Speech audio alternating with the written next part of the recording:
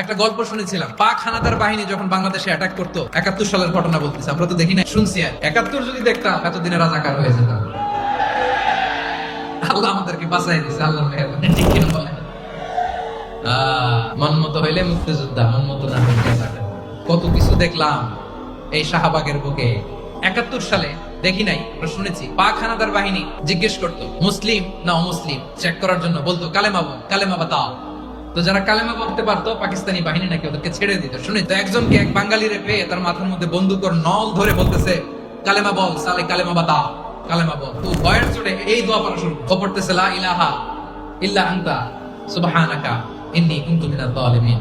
পাকিস্তানি বলে সালে ये तो मुसीबत का কালেমা है, বাঙালি কয় हम तो भी मुसीबत में है। পাকিস্তানি বলে বেটা কোন দোয়া বললি, এটা তো মুসিবতের কালেমা। কয় আমিও তো মুসিবতে আছি, আমার মাথার মধ্যে বন্দুক ধরে তুমি আমারে কালেমা জিজ্ঞেস করো, এখন কোনটা কালিমা আর কোনটা কি দোয়া আমার হুঁশ আছে।